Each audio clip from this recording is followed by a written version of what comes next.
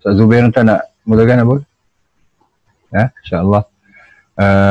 Okey, para jemaah yang saya hormati sekalian, Assalamualaikum warahmatullahi wabarakatuh. Terlebih dahulu, sebelum kita melanjutkan insyaAllah kuliah kita pada pagi yang berbahagia ini dengan menyambung ayat yang kedua dan seterusnya surah Al-Humazah, insyaAllah. Kita dahului insyaAllah dengan Ummul Kitab surah Al-Fatihah. Al-Fatihah. Alhamdulillah. Ya, kenapa?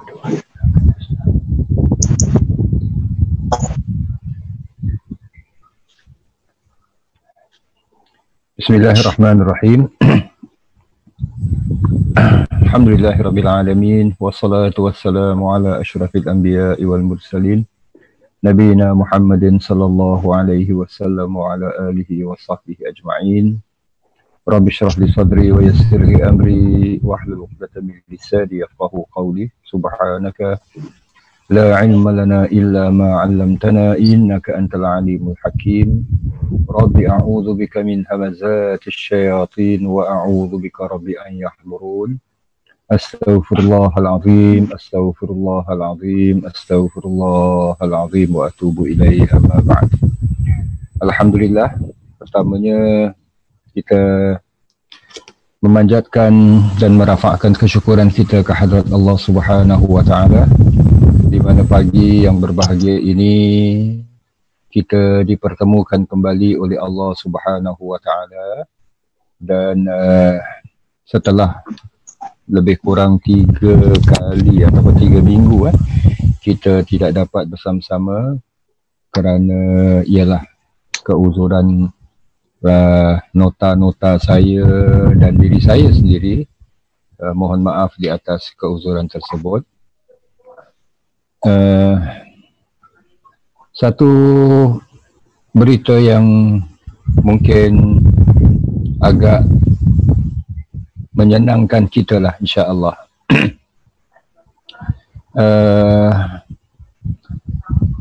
Alhamdulillah, menerusi taklimat yang diberikan oleh pihak Majlis Ugama Islam baru-baru ini, tapi ini statement saya ni, kenyataan saya ni mungkin buat sementara ni untuk para peserta kita ni lah. Kalau sekarang ini video ni sedang direkod, mohon di pause dulu lah, insyaAllah. Iaitu Muiz dengan langkah-langkah yang penuh berhemah, penuh hati-hati, memberi kelonggaran dan keizinan atas persetujuan pihak kementerian juga untuk masjid-masjid memulakan kembali kelas-kelas agama. Termasuklah yang dimaksudkan kelas-kelas agama, kuliah-kuliah yang diadakan di luar waktu solat, seumpama kelas kita ini, kelas Ustaz Hafiz, ataupun tazkirah selepas solat, seumpama tazkirah subuh, tazkirah zuhur dan sebagainya. Cuma dengan jumlah jemaah yang terbatas, keduanya waktu juga agak terbatas. Kalau untuk kuliah di luar waktu solat, seumpama kuliah kita ini, masa yang diberikan adalah sekitar hanya 1 jam, dengan jumlah peserta yang juga terhad, iaitu dengan social distancing yang masih terus diamalkan. Ianya insya-Allah maksimum adalah lebih kurang 100 jemaah ataupun 100 peserta. Dan ini mesti dilakukan dengan booking system. Maknanya insya-Allah nanti izinkan kami berbincang terlebih dahulu pihak masjid untuk kita memperincikanlah hal-hal tersebut dalam perbincangan kami yang dijadualkan insya-Allah Mudah-mudahan dapat diperincikan esok, insya-Allah. Itu secara bertahap lah, dan ianya sebenarnya dibenarkan kepada masjid-masjid ini mulai daripada 14 Disember 2020, means next Monday lah, coming Monday. Cuma mungkin kuliah kita ini macam saya sebutkan tadi, izinkan kami berbincang dahulu, maka kita biarlah mungkin melewatkan sedikit lah, insya-Allah. Jadi bila kuliah-kuliah ini ada kemungkinan keterbatasan perkara-perkara yang perlu kita taikkan bersamalah. Macam tadi disebutkan, dengan adanya sistem nak kena booking, nak kena ada social distancing, period waktu pun hanya maksimum 1 jam. Kalau untuk tazkirah tu sekadar paling tidak pun 20 minit dan sebagainya. So ini semua adalah tahap pertama yang mana kita meletakkan harapan mudah-mudahan ia berjalan dengan lancar. Tak adalah ataupun tak berlakulah second wave seperti mana di beberapa negara yang lain bila melonggarkan sedikit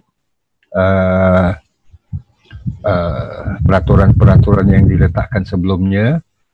Mudah-mudahan tidak berlaku ni semua, dan kita menjangkakanlah mudah-mudahan harapan kita insya-Allah dalam beberapa bulan yang mendatang, walaupun dah menjangkau tahun 2021, ianya kembalilah seperti sedia kala. Namun macam saya sebutkan awal tadi, ia akan berlaku secara bertahap. Bersama-samalah kita berdoa terusnya. Mudah-mudahan Allah Subhanahu Wa Taala mengangkat musibah COVID-19 ini seluruhnya, insya-Allah. Baik, itulah sedikit yang boleh saya perkongsikan. Mudah-mudahan kita dapat terus mengamalkanlah apa yang telah ditetapkan oleh pihak pemerintah dengan mengambil langkah-langkah keselamatan secara kolektif, insya-Allah. Baik, saya ingin share screen.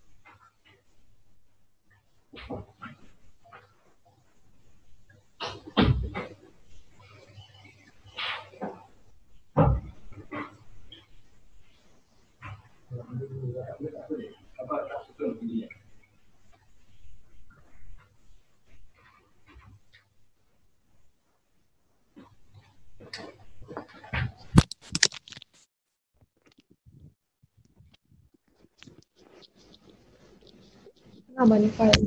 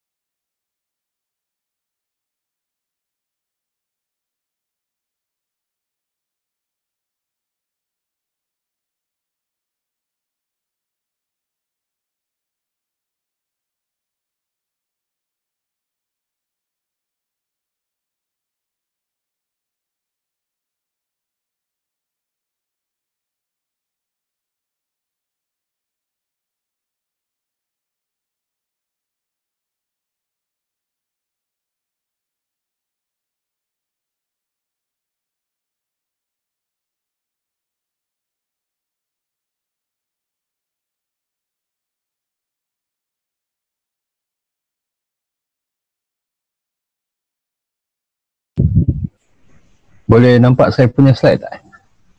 Nampak Ustaz, nampak. Alhamdulillah. Okey. Sorry. Ini saya yang lepas. Terima kasih Cik Zaridah. Sesama Ustaz. Okey, bismillahirrahmanirrahim.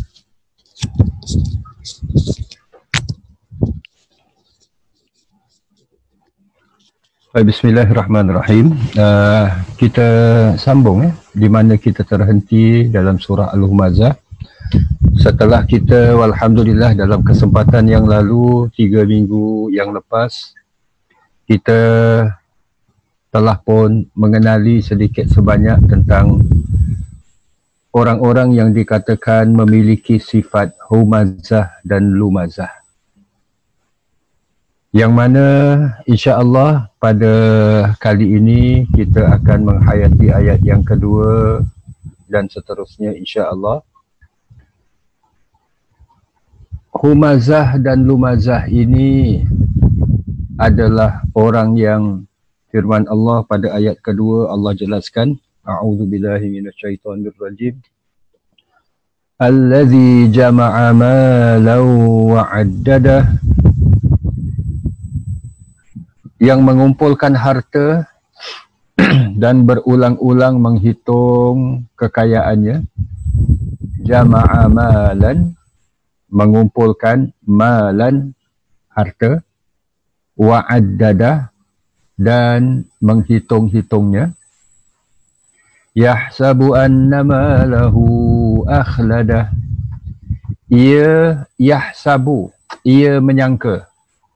Terkadang perkataan yahsabu pada ayat kedua ni dalam Al-Quran, yahsabu terkadang bukan hanya sekadar makna menyangka, namun ia terkadang bermakna ia yakin. Menyangka masih belum lagi yakin, tetapi terkadang perkataan yahsabu pada dalam Al-Quran membawa maksud yakin. Jadi kalau kita perhatikan, ia menyangka bahawa hartanya itu dapat mengekalkannya. Ini kembali kepada apa yang ada dalam benak fikiran dia lah. Mungkin pada tahap awalnya dia hanya setakat menyangka harta ni boleh membawa dia itu kekal. Kekal pula dalam perkara apa ya? Dan sebagainya. InsyaAllah nanti akan kita bincangkan. Namun apabila tahap yang semakin parah, dia bukan sekadar menyangka, malah ia yakin bahawa hartanya itu akan menjadikan ia akhladah. Perkataan akhladah ini bermakna mengekalkannya, menjadikan dia itu khalidan, maknanya ianya ini kekal.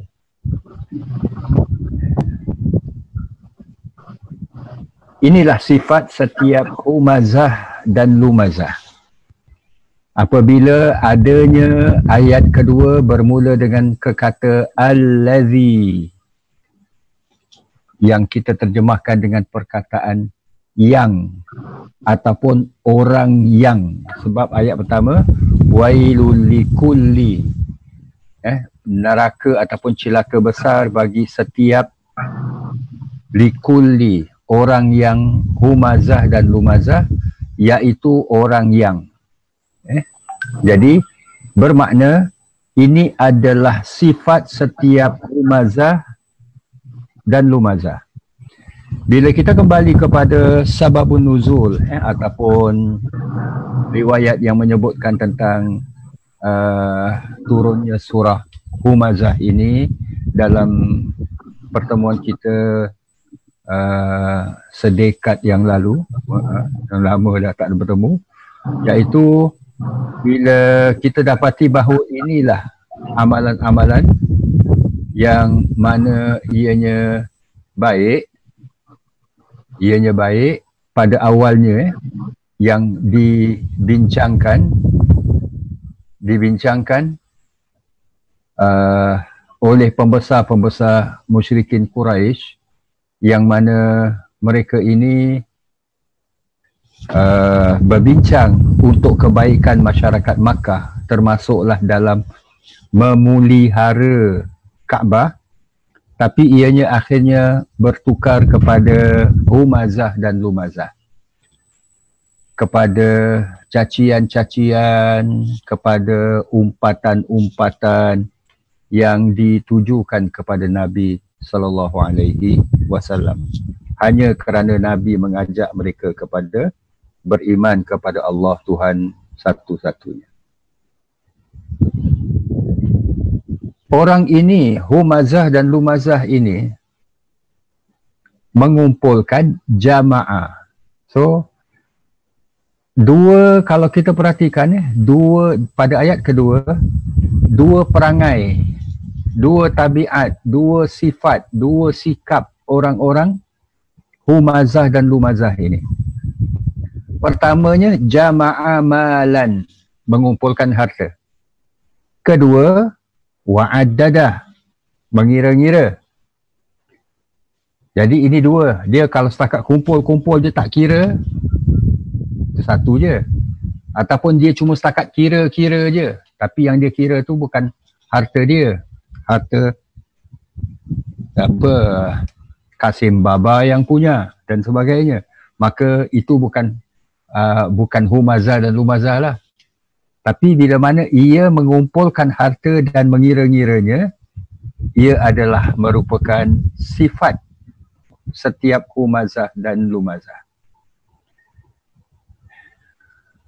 Benarkah? Ini yang mungkin boleh kita bincangkan. Apa benarkah humazah dan lumazah, orang yang mencela, yang mencaci, yang mengumpat dan sebagainya ini, sifatnya adalah mengumpulkan harta dan mengira-ngiranya?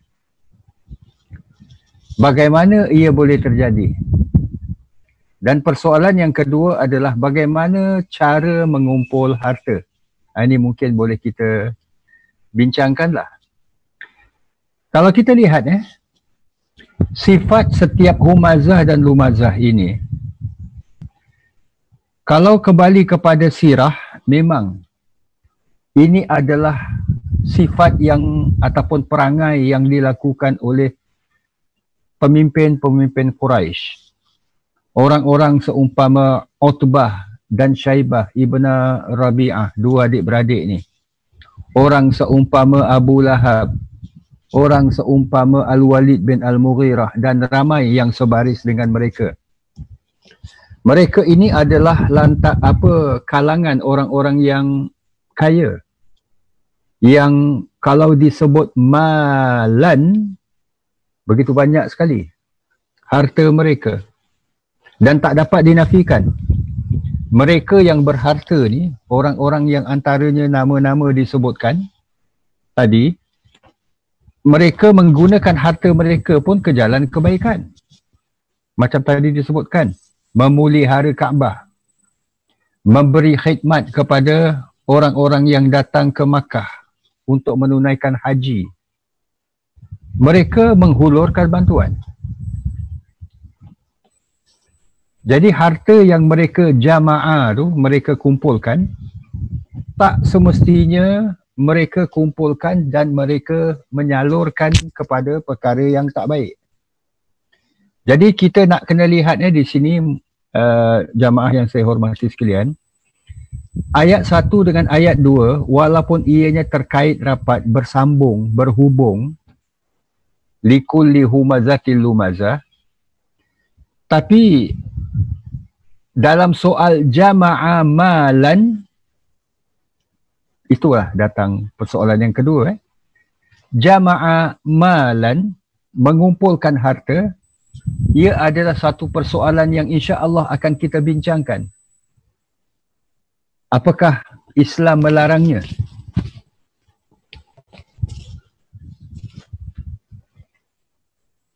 Kalau sekiranya harta yang dikumpul dan harta telah terkumpul digunakan ke jalan kebaikan.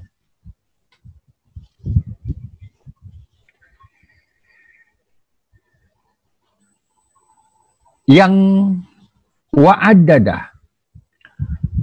Harta ni kalau kita tak kira, akhirnya akan hilang begitu saja. Maksud kira ni kita sedia maklum lah. Nak kena, kata orang itu mengimbangi antara keuntungan dengan kerugian. Umpamanya, dia punya, lagi-lagi kalau dalam bisnes, nak kena buat budgeting dan sebagainya. Ini termasuk kira-kira. Apakah ini yang dimaksudkan oleh ayat yang kedua ini? Dan soal how, bagaimana cara mengumpul harta. Institusi keuangan,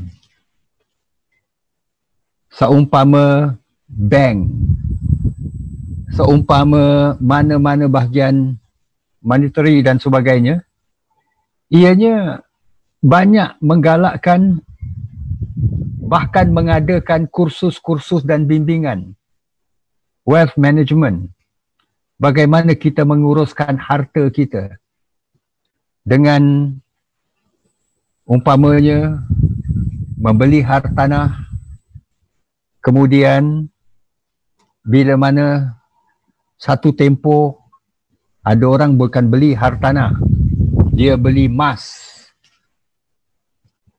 Dia beli emas, bukan MASK. MASK dapat free pun.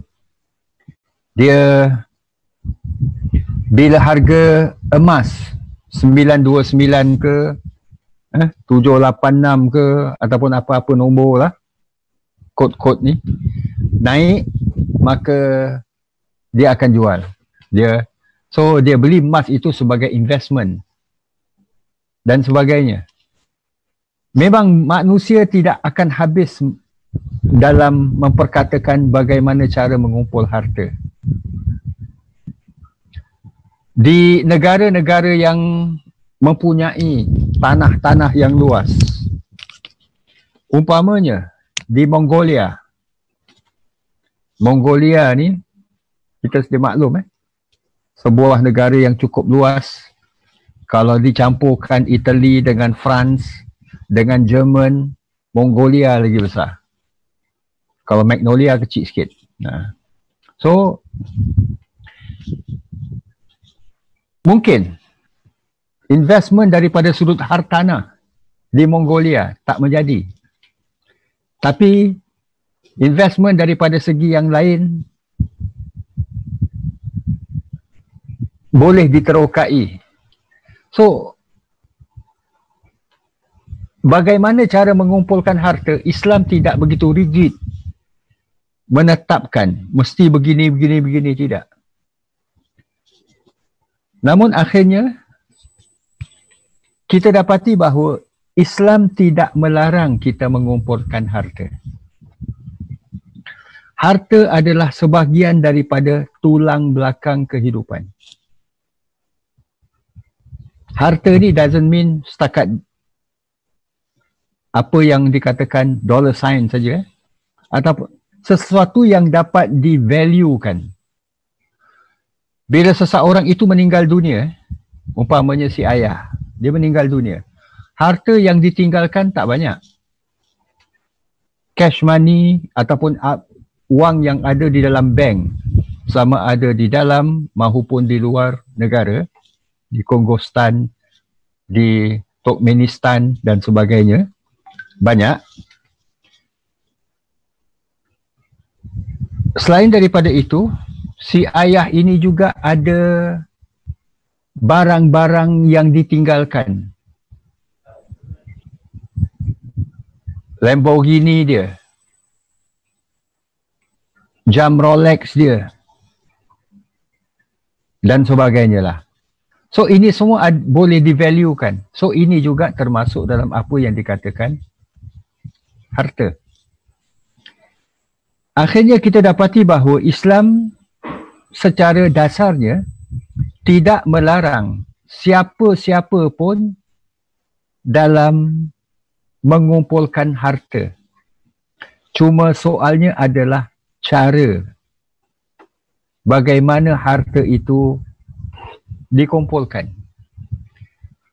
Dan bila mencapai hasrat untuk mengumpulkan harta tu, inilah panduan daripada Nabi SAW dalam sebuah hadis riwayat Imam Muslim. Sabda baginda yang bermaksud, demi Allah, bukan kefakiran yang aku khawatirkan terhadap kamu, tetapi yang aku khawatirkan adalah jika kekayaan dunia dilimpahkan kepada kamu sebagaimana telah dilimpahkan kepada orang-orang sebelum kamu. Kemudian sampai setakat ini nampaknya masih okey sebab ia dikhawatirkan oleh Nabi. Kemudian kamu akan berlumba-lumba mendapatkannya. Di sinilah takut kita ini fastabiqul khairat yang diperintahkan oleh Allah. Khairat yang kita berlumba-lumba tu adalah untuk mendapatkan harta yang banyak, yang melimpah ni. Sehingga kita terleka, kita terlupa, kita abaikan norma-norma yang sepatutnya dipegang. Kita menipu, kita menzalimi orang lain, ataupun kita buat apa jua pun. Sebagaimana mereka, iaitu kaum terdahulu, berlumba-lumba dan akhirnya dunia itu membinasakan kamu sebagaimana ia telah membinasakan mereka. Kadang seseorang tu dia nak mengumpulkan harta yang dikumpulkan tak begitu banyak pun. Tak sebanyak mana pun. Bak kata setengah orang tu stoket aja. Tapi harta yang sedikit tu menjadi sebegitu besar dalam mindset dia, dalam kepala otak dia. Inilah yang kalau kita lihat yang memburukkan lagi. Harta dah tak seberapa, tapi dia punya apa yang tertanam dalam fikiran dia ni, dalam benak kepala dia ni, sehingga kan norma-norma, nilai-nilai kemanusiaan tergadai dan sebagainya. Seumpama Qarun, hari ini kita jumpa apa-apa pun daripada perut bumi, kita namakan harta karun. Walaupun harta tu adalah datuk nenek moyang mereka dulu tanam, tapi Qarun yang dapat nama. Kisah Qarun kita rata-rata tahu adalah daripada kaum Nabi Allah Musa alaihi salam. Allah Subhanahu wa taala berfirman, Inna Qaruna kana min qaumi Musa. Sesungguhnya Qarun adalah ia dari kaum Nabi Musa. Fabagha alaihim. Kemudian ia berlaku sombong dan zalim terhadap mereka. Dia berlaku sombong dan zalim terhadap mereka. Mereka ini adalah kaum Nabi Musa. Siapa kaum Nabi Musa? Kaum Nabi Musa adalah Bani Israel yang ditindas oleh Fir'aun, yang sepatutnya ia daripada kaum yang tertindas itu dia menolong, ia membantu, tapi tidak. Sebaliknya ia berlaku sombong, bahkan ia bertindak zalim terhadap mereka. Wa atainahu minal kunuz, dan kami telah mengurniakannya dari berbagai jenis kekayaan, macam-macam. Ma inna mafatihahu, yang anak-anak kuncinya itu menjadi beban yang sungguh berat. Latanu'u bil usbati ulil quwwah, yang sungguh berat untuk dipikul oleh sebilangan orang yang kuat sasa. Anak kuncinya saja begitu berat. Sebahagian ulama menafsirkan ini bukan anak kunci fizikal. Mesti besar ke apa ke, umpamanya. Ya? Tidak semestinya. Tapi yang dimaksudkan adalah harta yang disimpan, yang dipendam tu, khazanahnya begitu banyak sekali. Sehingga kan kalaulah menggunakan anak kunci, hatta secara fizikal sekalipun, yang beratnya tu nak cari. Ini peti nombor 102. Mana satu anak kunci dia? Dan sebagainya. Memanglah zaman dulu kan belum ada secara digital key dan sebagainya kan. Sekarang ni senanglah kan. Pakai tekan-tekan saja semua dah boleh jadi. إِذْ قَالَ لَهُ قَوْمُهُ, ketika ia berlaku sombong, kaumnya berkata kepadanya, لَا تَفْرَحْ, janganlah engkau bermegah, iaitu dengan kekayaanmu. Maknanya kaumnya ini masih mengingatkan dia supaya jangan berlaku sombong, bertindak zalim, bermegah-megah dengan kekayaannya ni. Innallaha la yuhibbul farihin. Sesungguhnya Allah tidak suka kepada orang yang bermegah-megah. Direct translation, la tafrah, jangan gembira. Innallaha la yuhibbul farihin. Sesungguhnya Allah tidak suka kepada orang yang bergembira.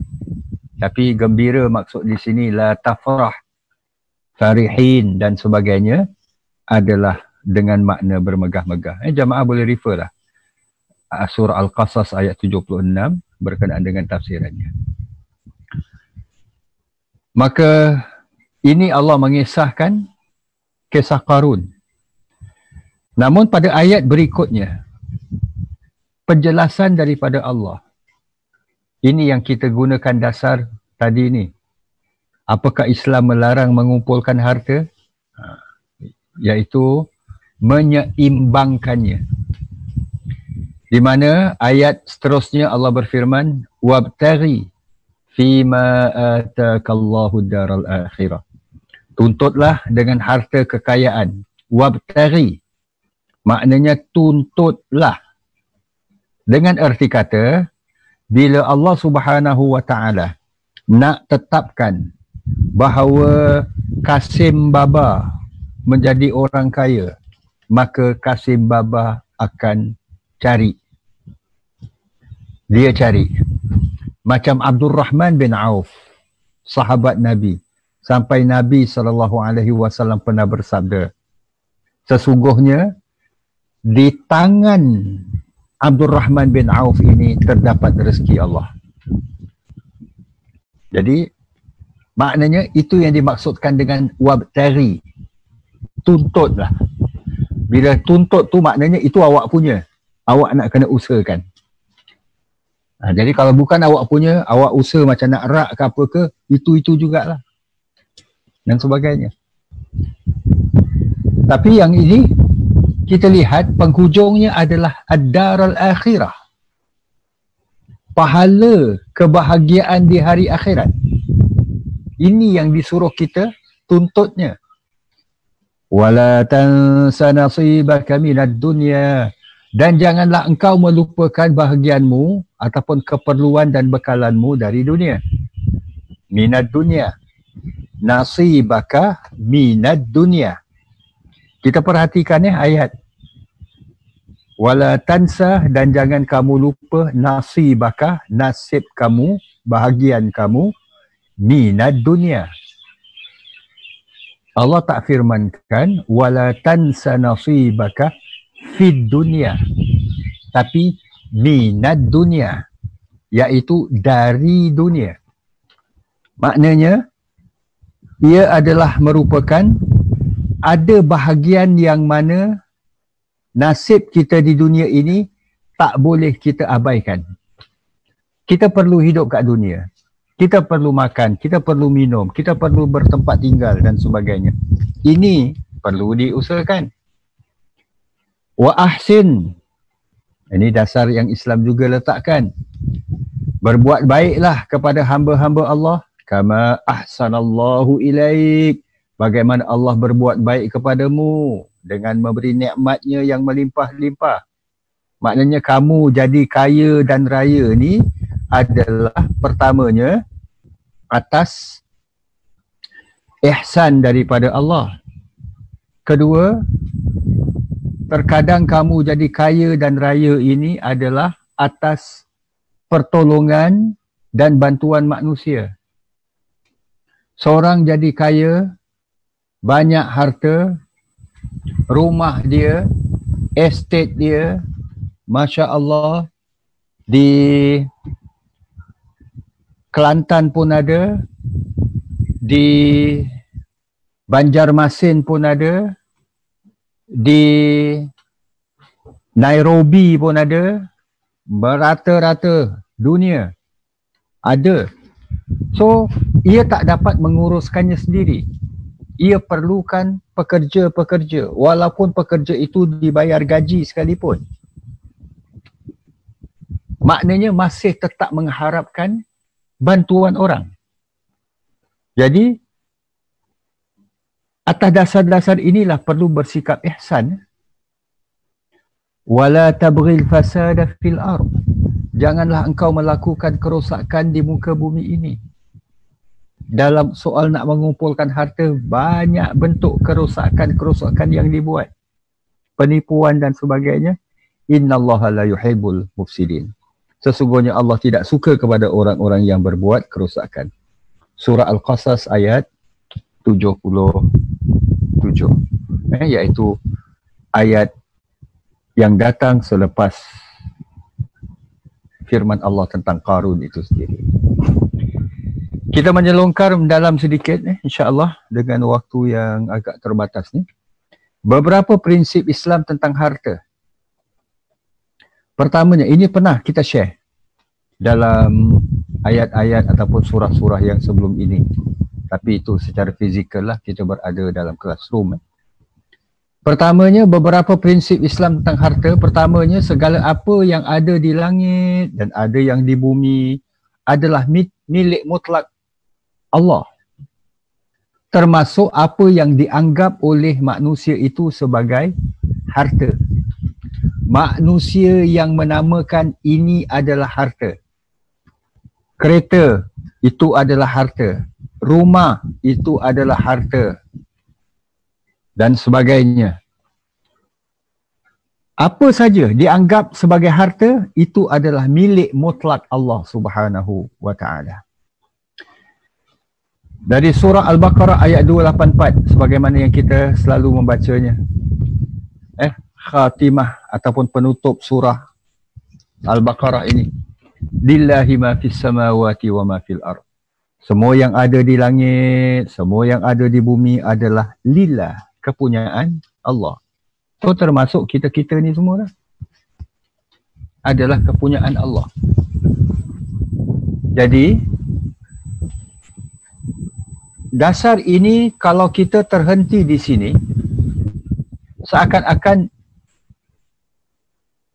ia ataupun ia secara tidak langsung telah menolak konsep ataupun prinsip yang diguna pakai oleh komunis. Komunis adalah segala apa yang ada adalah milik kerajaan.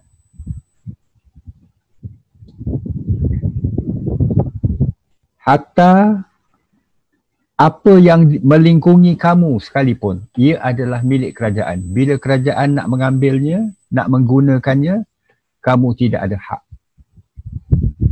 Jadi dalam Islam, ini semua bagi kita adalah milik Allah.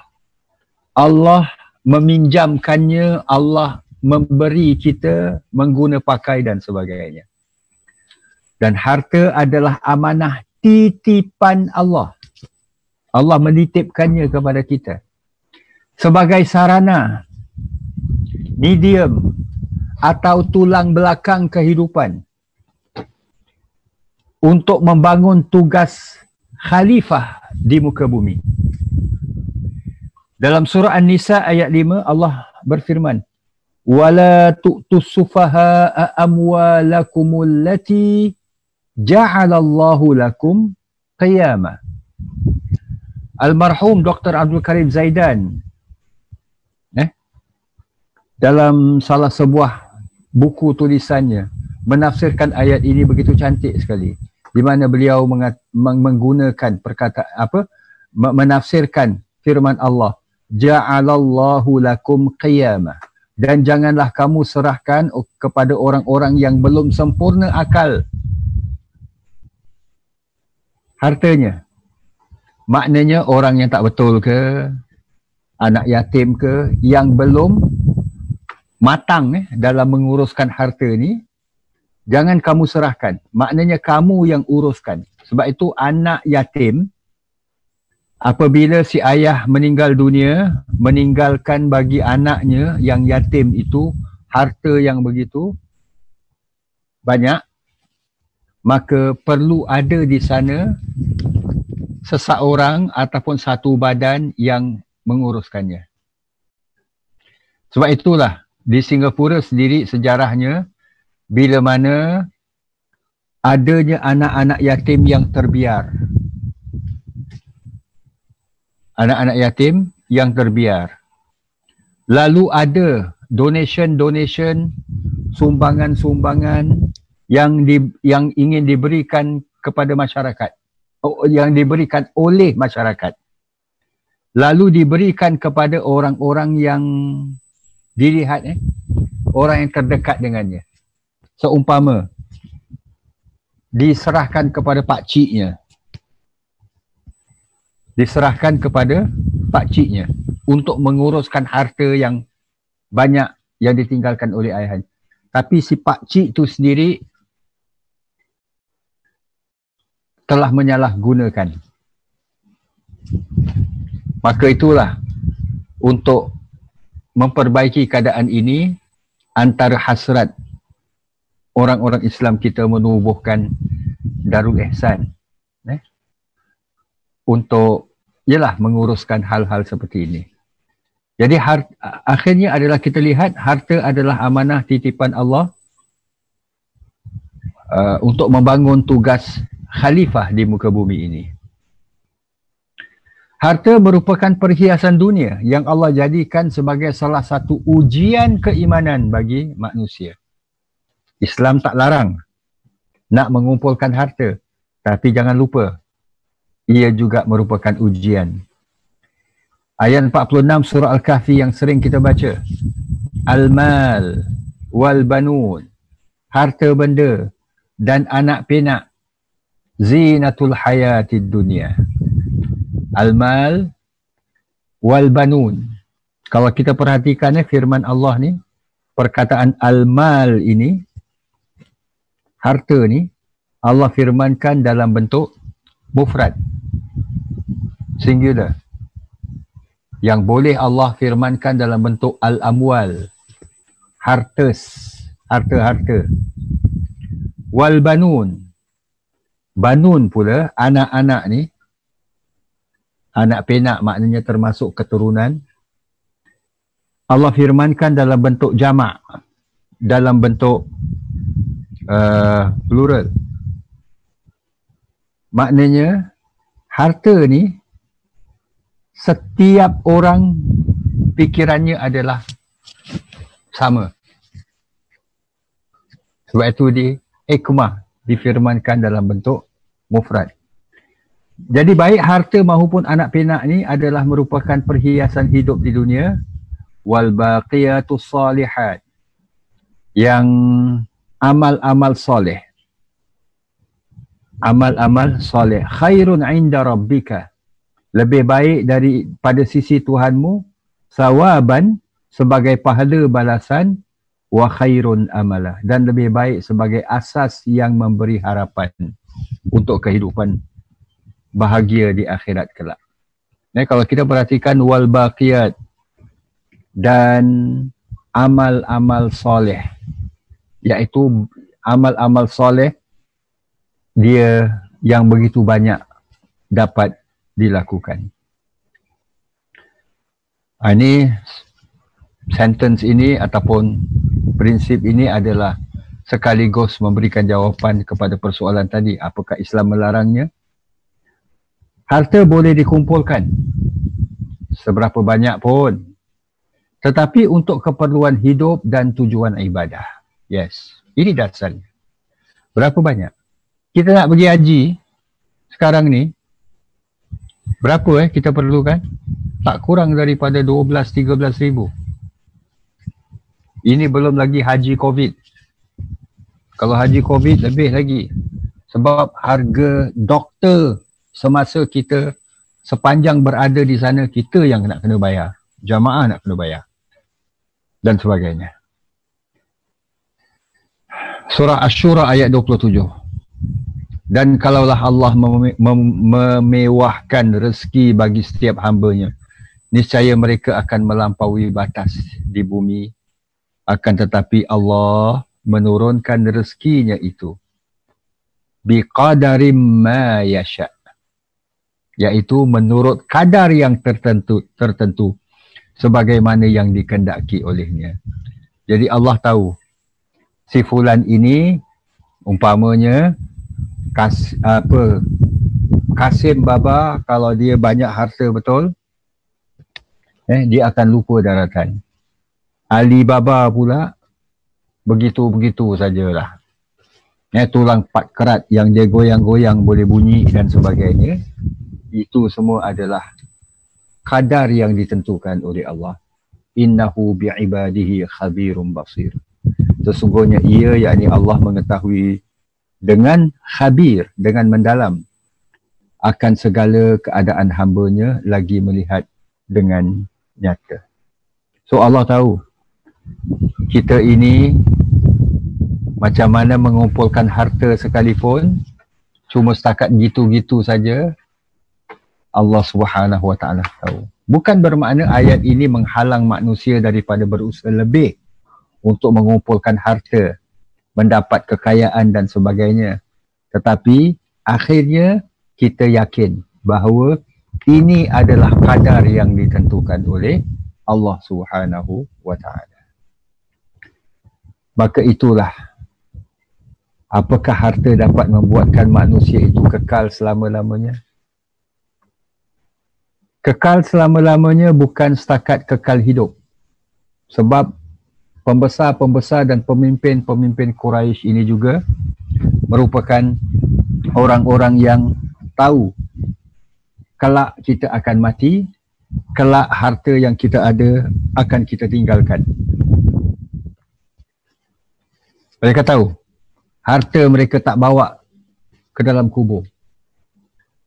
Dan mereka pun bukanlah merupakan orang-orang yang percaya nanti tiap-tiap tahun bila masuk bulan 8 ke bulan 6 ke, pergi hantar duit, hantar kereta Mercedes, pergi bakar.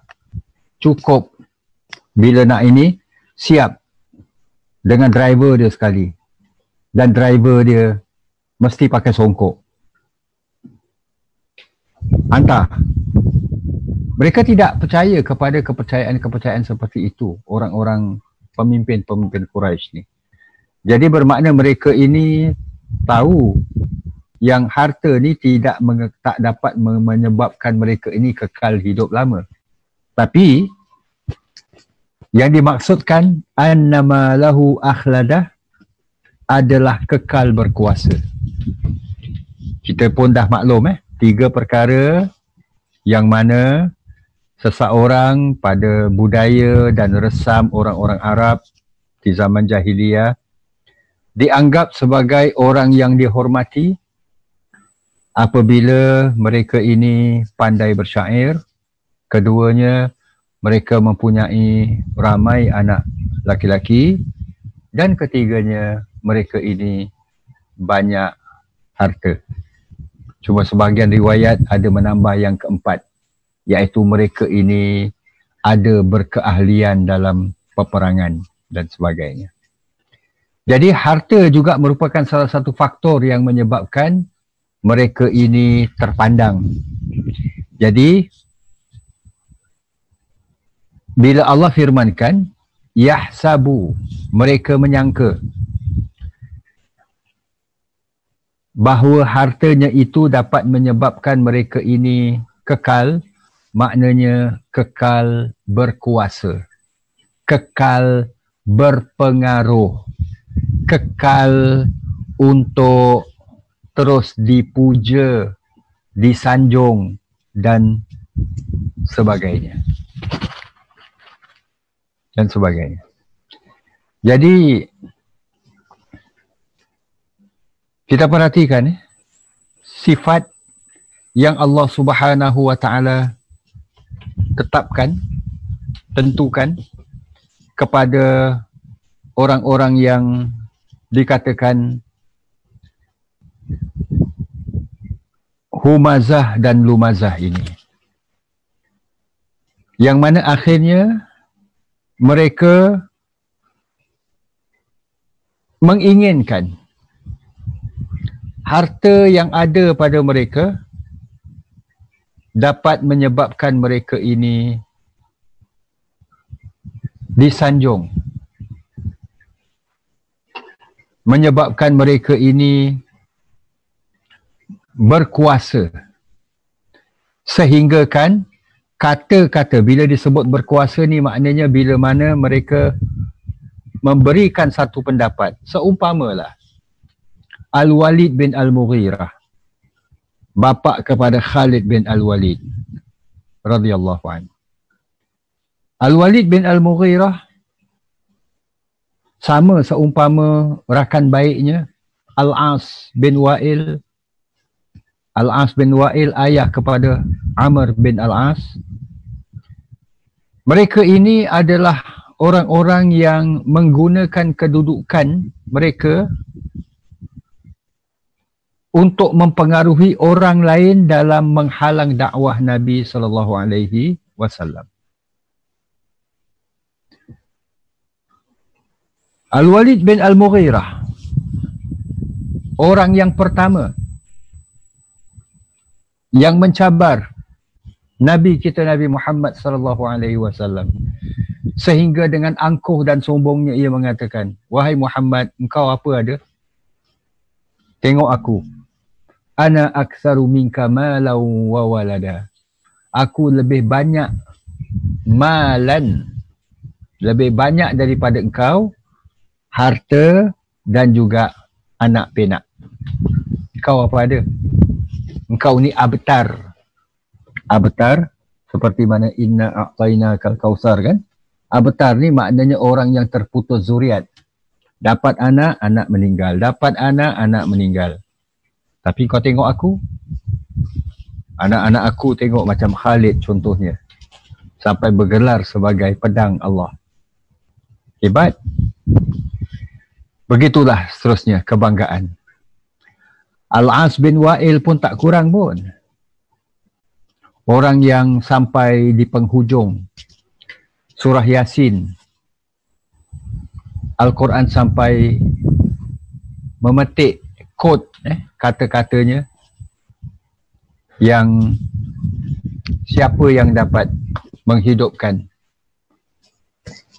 tulang belulang yang dah hancur lebur ni. Jadi jamaah yang saya hormati sekalian, inilah ayat 2 dan ayat 3 yang mana akhirnya kita dapati bahawa yang akan menyebabkan mereka ini kekal sebenarnya adalah terhumban dalam api neraka. Seperti mana yang Allah firmankan dalam surah Al-Ma'arij ayat 17 dan 18. Tad'u man adbara wa tawalla. Neraka itu juga memanggil untuk menarik orang yang membelakangi serta berpaling dari kebenaran. Wa jama'a fa'awa. Dan yang mengumpulkan. Wa jama'a ni. Di dalam surah Humazah ni disebut jama'a malan. Iaitu yang mengumpulkan harta kekayaan. Fa'awa.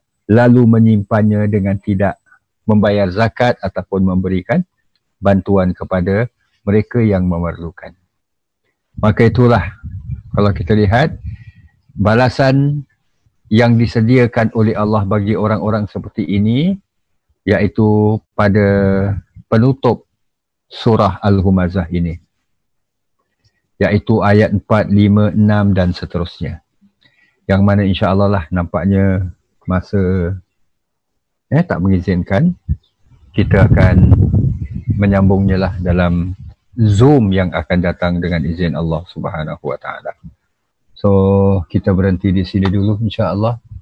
Saya bukalah kepada teman-teman jamaah kalau sekiranya ada soalan-soalan ataupun yang yang ingin diperkongsikan insya-Allah. Wallahu a'lam bishawab.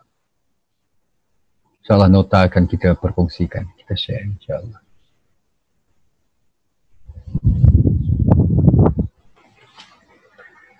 Kita buka insyaAllah kepada yang lain. Kita ada beberapa minit lagi insyaAllah.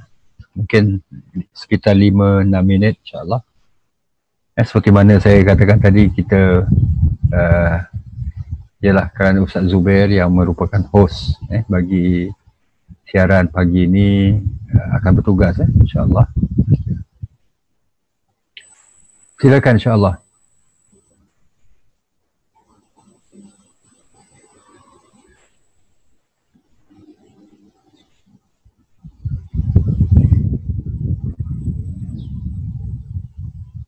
Ustaz, 5-6 minit tak sempat pergi Mongolia ni.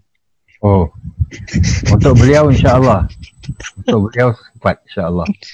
Tapi untuk antum 5-6 minit ni insyaAllah. Fadal Syekh kalau ada apa-apa. Ini amanah berat Ustaz harta. Ni macam orang-orang biasa, orang awam ni.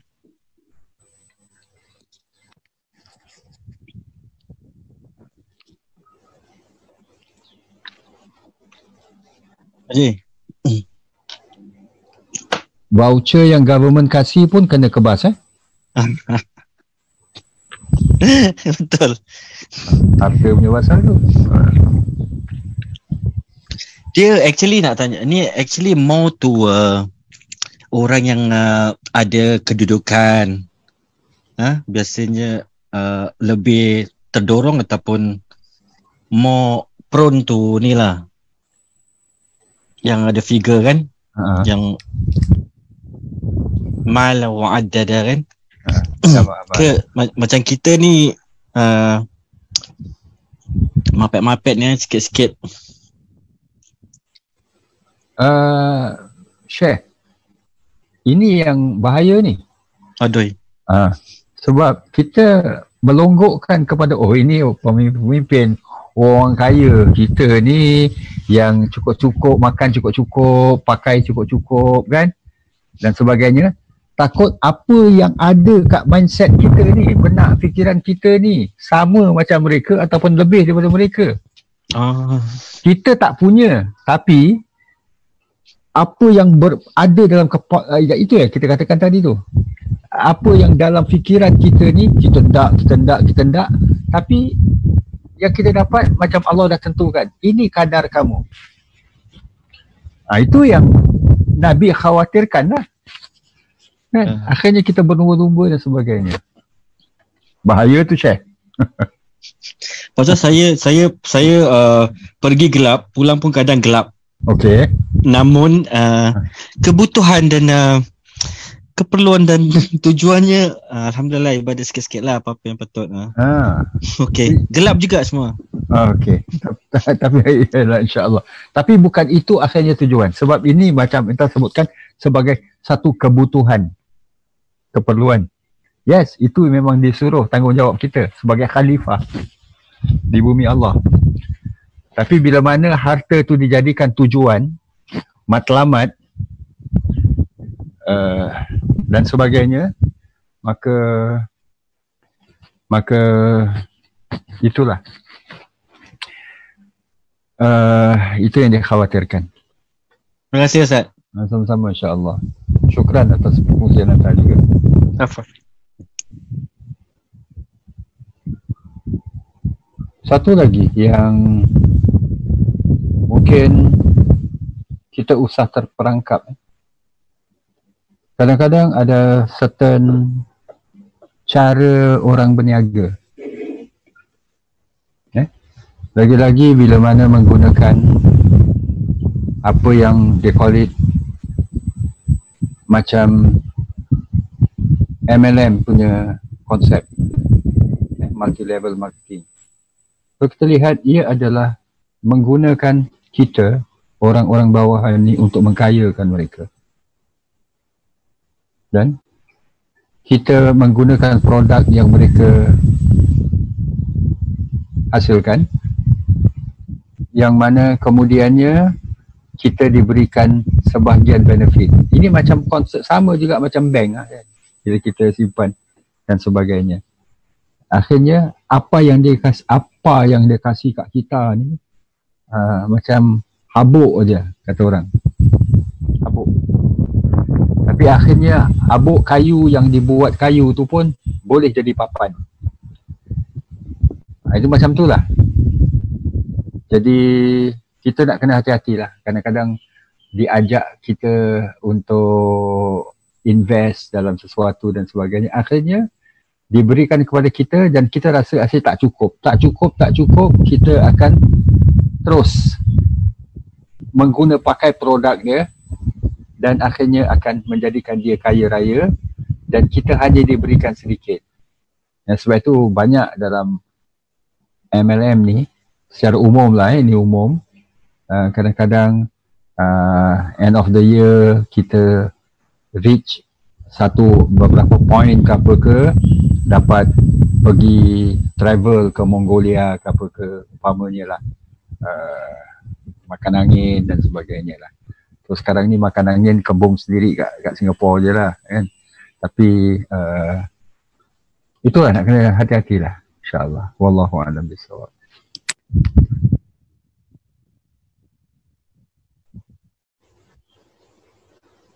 Tadi ada pertanyaan daripada Puan Sumarni.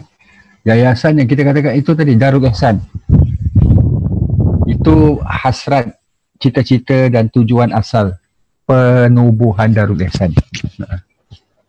Sama ada lil banin ataupun lil banat, insyaAllah. Ada yang lain insyaAllah? Check lah, time kita pun tak nak menyusahkan Ustaz.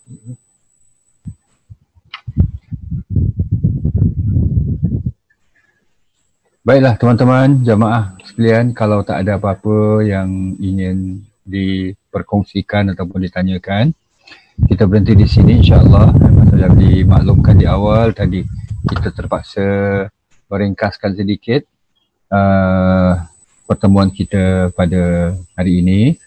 InsyaAllah kita, yang tadi pun awal tadi kita perkongsikan, kita sama-sama lah berdoa mudah-mudahan ia menjadi satu kenyataan lah insyaAllah pada masa-masa yang terdekat ni insyaAllah. Dan insyaAllah, dan terima kasih di atas kesudian dan keberadaan bersama menjayakan kelas kita di pagi ini maupun yang kelas sudah-sudah.